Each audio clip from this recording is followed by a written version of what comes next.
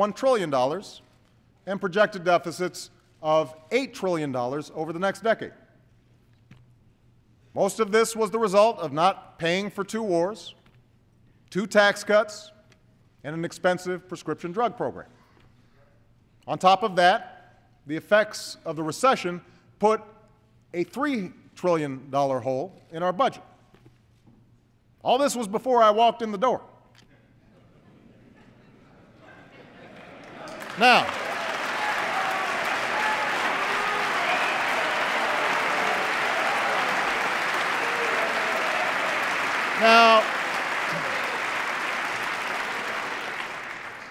just stating the facts.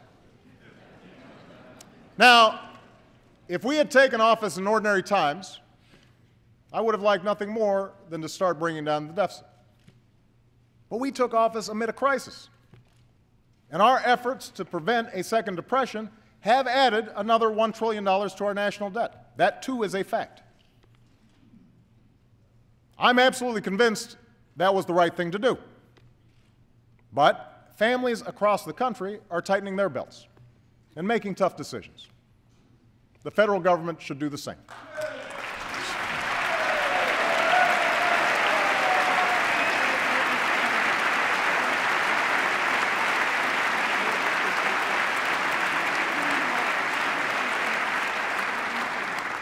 So tonight, I'm proposing specific steps to pay for the $1 trillion that it took to rescue the economy last year. Starting in 2011, we are prepared to freeze government spending for 3 years. Spending related to our national security, Medicare, Medicaid, and Social Security will not be affected. But all other discretionary government programs will. Like any cash-strapped family, we will work within a budget to invest in what we need and sacrifice what we don't. And if I have to enforce this discipline by veto, I will.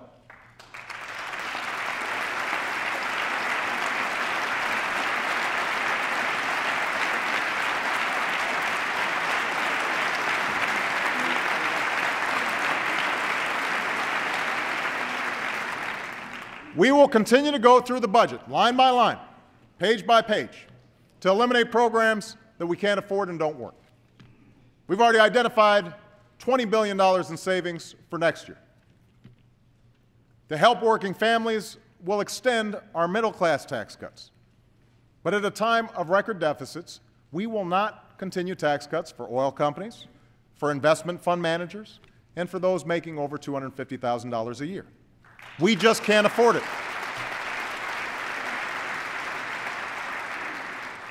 Now, even after paying for what we spent on my watch, we'll still face the massive deficit we had when I took office. More importantly, the cost of Medicare, Medicaid, and Social Security will continue to skyrocket. That's why I've called for a bipartisan fiscal commission, modeled on a proposal by Republican Judd Gregg and Democrat Kent Conrad. This can't be one of those Washington gimmicks that lets us pretend we solve a problem. The Commission will have to provide a specific set of solutions by a certain deadline. Yesterday, the Senate blocked a bill that would have created this commission. So I'll issue an executive order that will allow us to go forward, because I refuse to pass this problem on to another generation of Americans.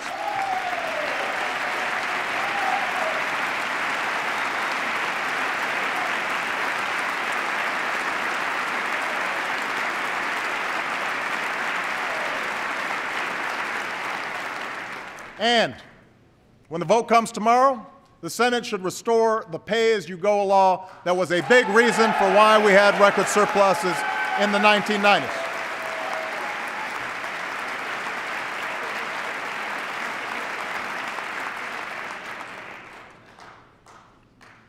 Now, I know that some in my own party will argue that we can't address the deficit or freeze government spending when so many are still hurting. And I agree, which is why this freeze won't take effect until next year, when the economy is stronger. That's how budgeting works.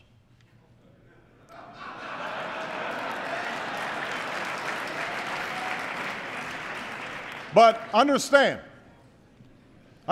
if we don't take meaningful steps to rein in our debt, it could damage our markets, increase the cost of borrowing, and jeopardize our recovery, all of which would have an even worse effect on our job growth and family incomes.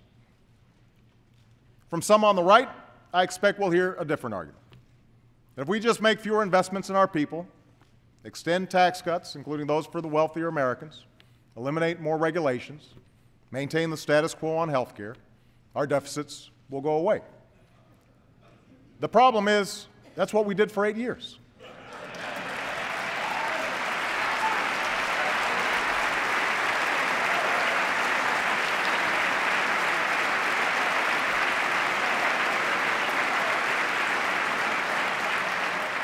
That's what helped us into this crisis. It's what helped lead to these deficits. We can't do it again. Rather than fight the same tired battles that have dominated Washington for decades, it's time to try something new. Let's invest in our people without leaving them a mountain of debt. Let's meet our responsibility to the citizens who sent us here. Let's try common sense. A novel concept. Now, to do that, we have to recognize that we face more than a deficit of dollars right now. We face a deficit of trust. Deep and corrosive doubts about how Washington works that have been growing for years. To close that credibility gap, we have to take action on both ends of Pennsylvania Avenue. To end the outsized influence of lobbyists, to do our work openly, to give our people the government they deserve.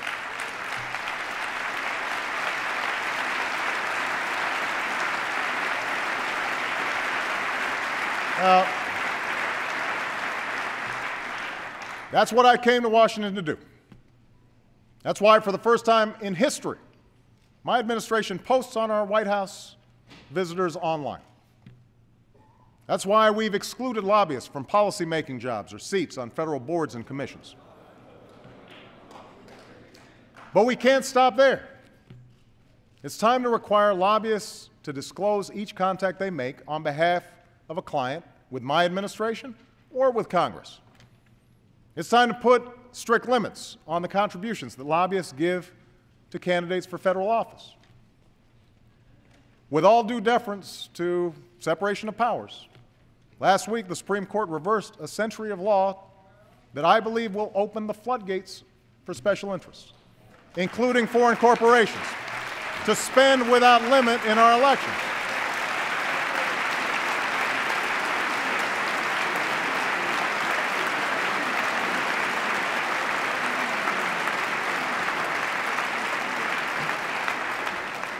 I don't think American elections should be bankrolled by America's most powerful interests, or worse, by foreign entities.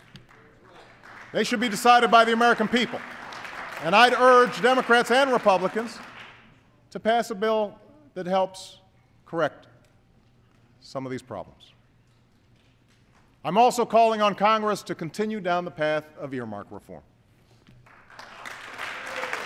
Democrats and Republicans.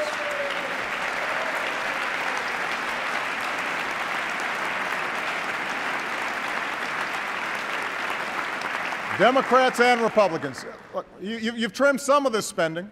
You've embraced some meaningful change. But restoring the public trust demands more. For example, some members of Congress post some earmark requests online. Tonight, I'm calling on Congress to publish all earmark requests on a single website before there's